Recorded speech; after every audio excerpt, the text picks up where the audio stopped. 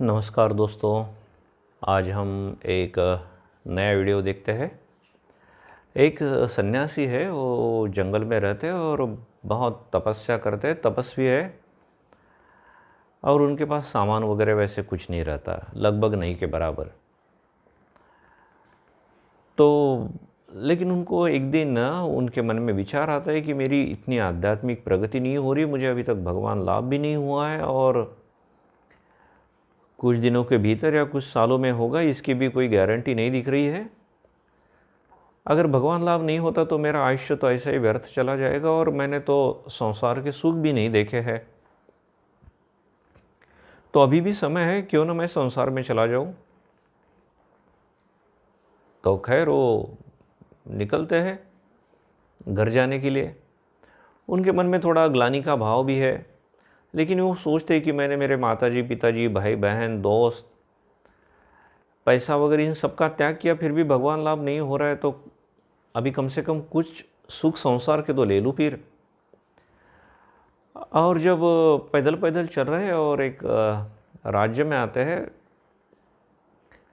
तो वहाँ देखते कुछ कार्यक्रम चल रहा है, संगीत वगैरह। तो वे भी वहाँ जाते हैं। शायद पुराने सन्यासी अगर वो होते जंगल वाले, तो बोलते कि अरे नृत्य संगीत तो मेरे लिए नहीं रहता, लेकिन अब सोच रहे कि संसार में तो जाना ही है, तो क्या हर्ज है थोड़ा नृत्य संगीत देखने में। तो वहाँ जाते हैं तो एक नर्तकी नृत्य कर रही है। वहाँ राजा, रानी, राजकुमार, राजकुमारी और बहुत सारे श्रीमंत लोग नगर के वहाँ बैठे हैं।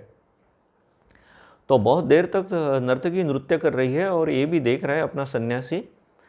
लेकिन दुर्भाग्य से वहाँ जो भी लोग बैठे हैं सब कंजूस है, कोई भी उसे कुछ गिफ्ट नहीं दे रहा है, नर्तकी को कोई पैसे नहीं दे रहा।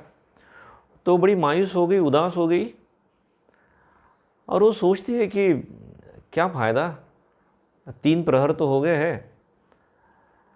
अब उसके साथ जो तबला बजाने वाले हैं, जो हारमोनियम बजाने वाले हैं वगैरह, उसमें से उसका एक जो साथी है वो बड़ा शार्प रहता है और उसे समझ में आ जाता है उसकी बॉडी लैंग्वेज देख कर कि अरे नटी के मन में क्या विचार आ रहे, इस नर्तकी के मन में क्या विचार आ रहे।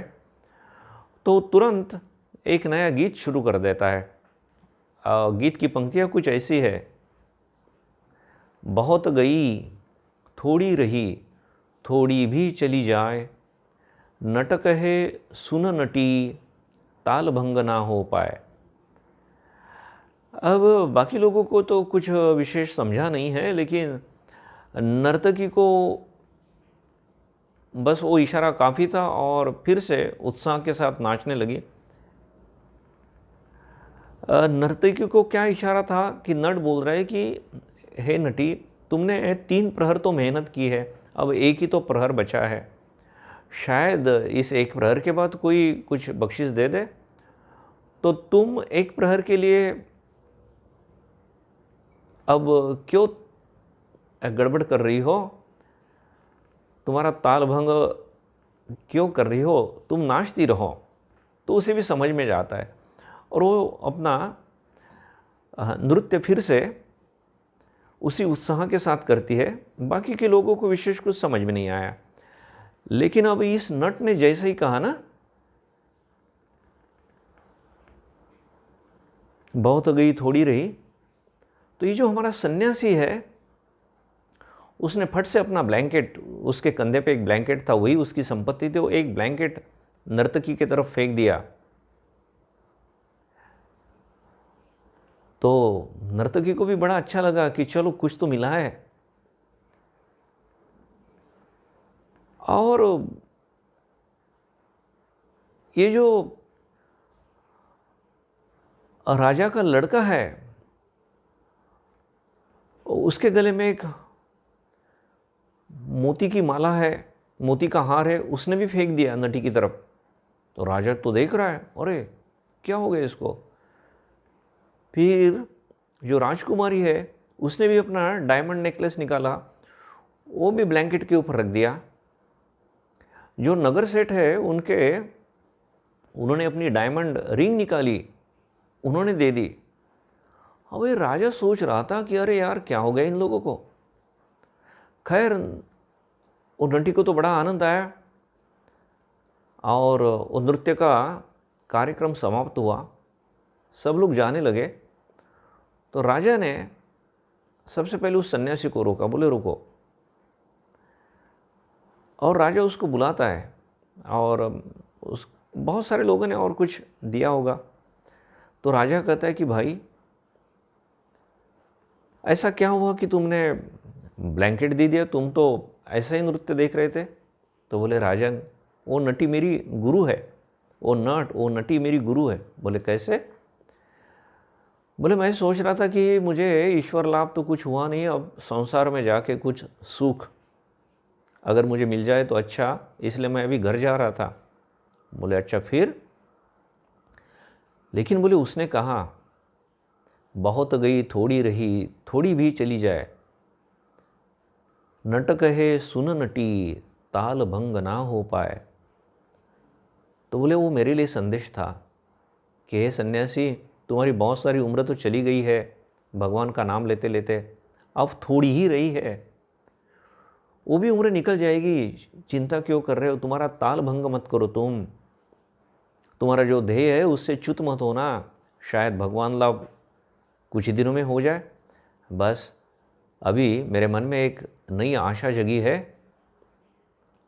और अभी मैं अपने जंगल की तरफ जा रहा हूँ।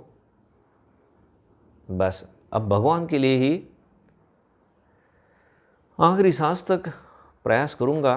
तो इस नटी की वजह से मैं बच गया, इस नट और नटी की वजह से, इसलिए मैंने उनको ये ब्लैंकेट मेरा दे दिया। तो राजा सोचता है बात इसकी भी सही है।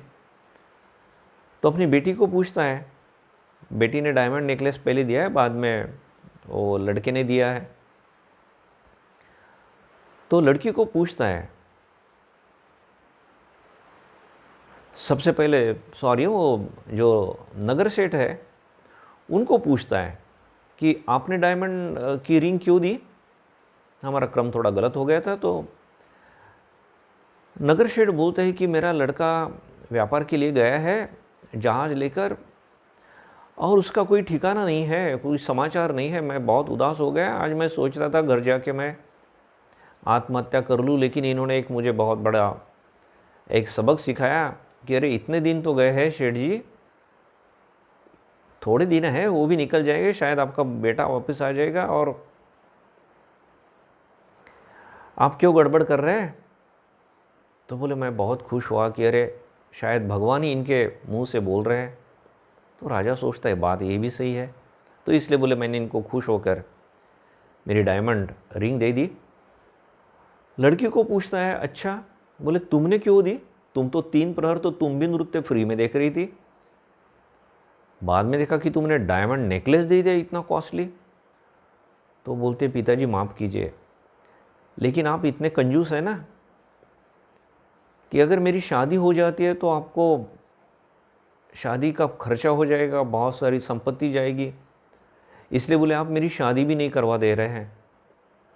और मैं तो बोले एक लड़के के साथ भाग जाने वाली थी।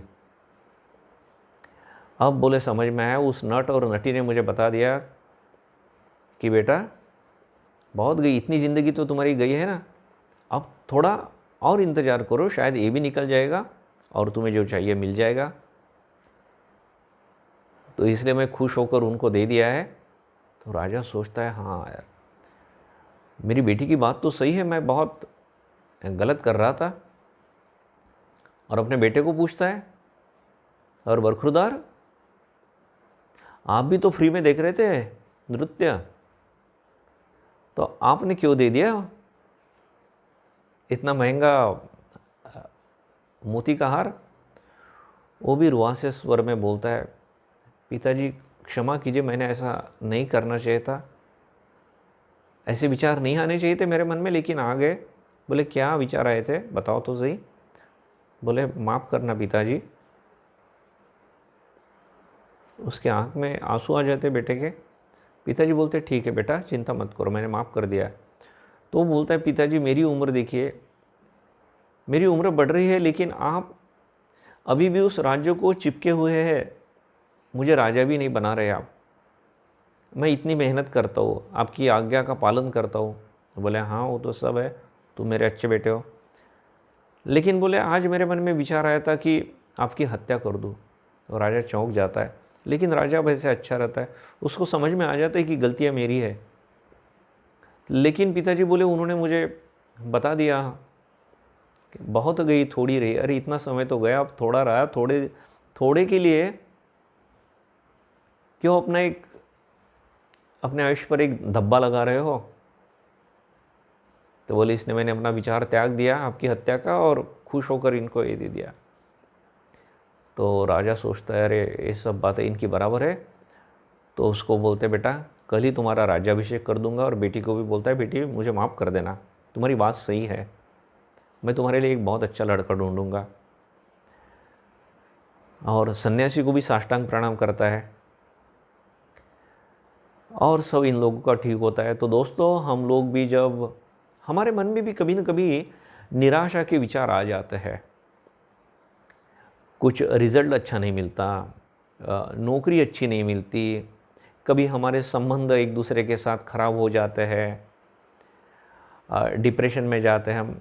तो दोस्तों एक ही बात याद रखना, बहुत गई थोड़ी रही।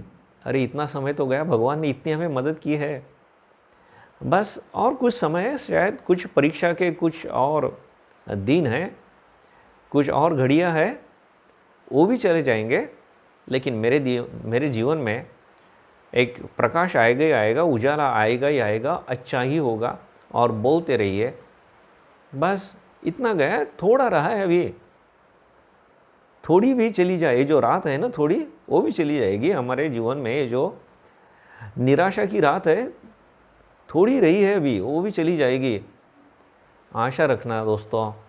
और जो हम सोचते हैं ना वही होता है। हम जो बोले कि हाँ अभी वो बस वो रात चली गई है, अब भी सूर्य की किरणें, प्रसन्न किरणें मेरे जीवन में आने वाली है, तो आएगी ही आएगी वो किरणें, उजाला आएगा ही आएगा, कोई रोक नहीं सकेगा। आप जो सोचेंगे वही होगा, आपका सबकॉन्शियस माइंड बोलेगा तथास्तु। तो दोस्तों फिर हम बोलेंगे बहुत गई थोड़ी रही, थोड़ी भी चली जाए, नट कहे सुन नटी, ताल भंग ना हो पाए। तो आशा करता हूँ दोस्तों ये वीडियो आपको पसंद आया होगा। तो पसंद अगर आया तो इसे लाइक कीजिए, दूसरे के साथ शेयर कीजिए, जिससे उन्हें भी फ़ायदा हो। मैं आप सब लोगों के लिए प्रार्थना करता हूँ। धन्यवाद।